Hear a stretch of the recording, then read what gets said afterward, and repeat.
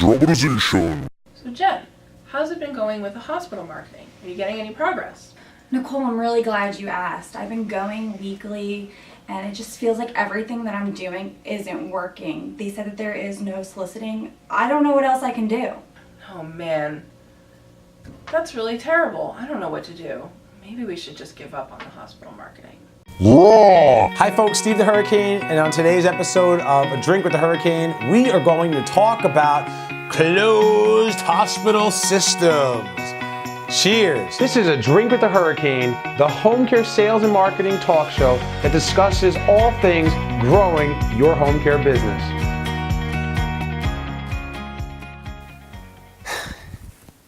Dramatizations are my favorite type of Drink with the Hurricanes to do because I get a chance to show you what is happening. And every time people watch dramatizations, they're like, man, that happened just last week, or how did you know? Trust me, folks, I've been there, I've done it, and I'm working with hundreds of people all around the world on their home care businesses. It happens everywhere, okay? Closed hospital systems are the best referral source that we could ever have, but they are by far the most difficult to get into. And I don't have 90 minutes to go over how to get into a hospital on this episode of A Drink with the Hurricane. But what I am gonna say is because these closed hospital systems are everywhere, I want to put into realistic expectations just how long and how much effort it takes to develop a hospital. And also understand the reason why most people don't. So first and foremost, because a hospital has so much volume of patients and every person in the hospital has a great need, everybody wants to get business from the hospital. Not just home care, everybody, because we all have plenty of competitors, but assisted living, the pharmaceutical companies, the medical device salespeople are trying to go to hospitals, the home health companies, the hospice companies, the skilled nursing facilities, and the CCRCs. I mean, everybody is trying to get business from the hospitals. In theory, a hospital supports like 100 different businesses with the amount of volume that a hospital does business with. So every DME, every company in the area, I mean, even you yourselves, you are probably within 10 miles, maybe 15 miles of a hospital, because when people go to the hospital and they come home, they're going to need your services. So it makes sense that a hospital is the mecca. It is the top of the food chain of all of the referrals in our community because people start there and then it filters through to everybody else. So logically, it makes sense. Now, because of that, because they're the pinnacle and everybody else underneath there in the healthcare continuum in our area is all trying to get in there, they all have this policy of you can't come here and market. Because if they allowed people to come in and market, every day 100, 200 marketing representatives, literally it's that many, would show up canvassing for business. That's why they have the no solicitation policy. That's why you can't get in there. That's why it's so hard to get in there. But you want to know something that's really interesting for my clients who get into hospitals? When you actually get into a hospital, those caseworkers, those social workers in the emergency department, in the cardiology department, in the oncology department, or the neurology department, those specific, or orthopedic, those specific units that I'm just mentioning, they always say, I had no idea you existed. No one ever comes here and tells us about this. Yeah, we'll give you referrals. And that's why we continue to go. That's why we got to go there again and again and again and again. But back to the managing expectations. How long should it take you to develop a hospital? The truth of the matter, folks, is 6 months to a year. 6 months to a year. And that's even if you're somebody who's seasoned, who knows what they're doing.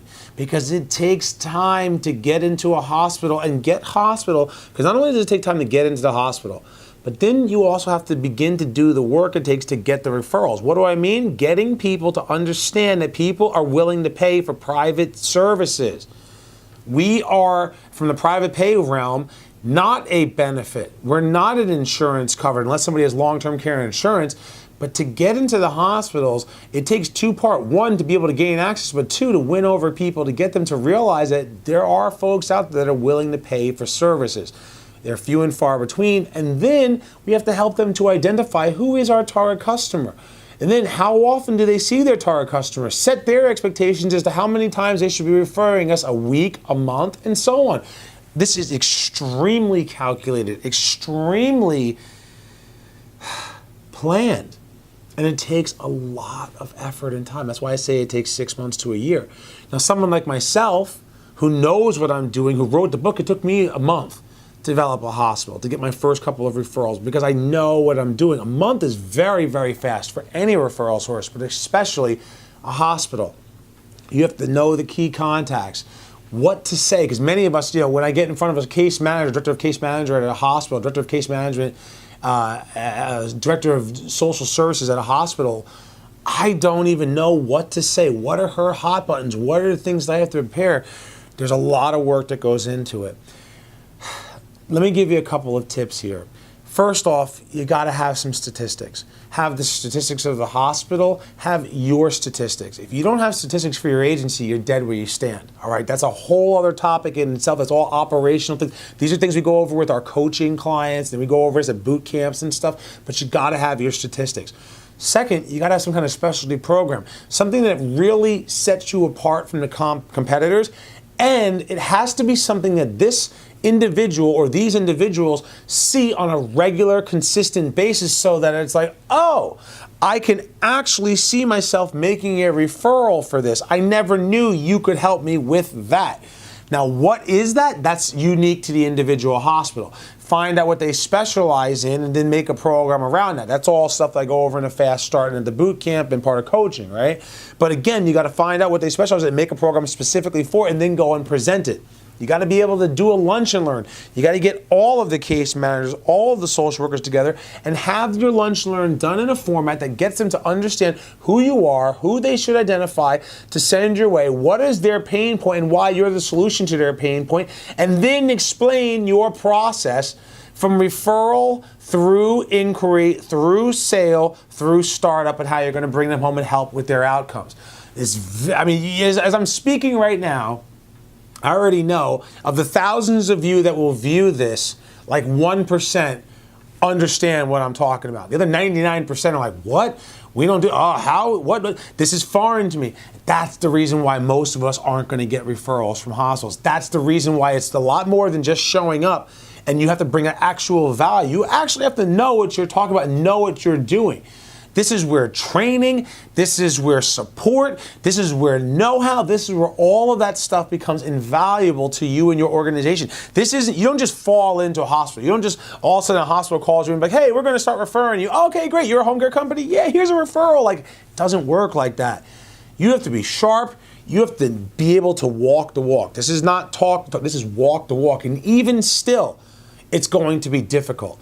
So I just spoke a lot of stuff for 5 minutes here, but your mind should be turning right now. I gave you a bunch of different things that you have to make sure you can do in your operation and put together specialty programs and make sure you're speaking to the right person and get in front of them over and over and over again. And then you got to have power partners, people who are allowed in the hospital to bring you in there. You got to go to events where hospital is sponsored. I mean, there's a lot of things that go into this. This is all a topic that I cover at boot camps. This is all several lessons that we go through with our coaching clients and in our fast start and in our advanced training modular programs, even our special ops modular program.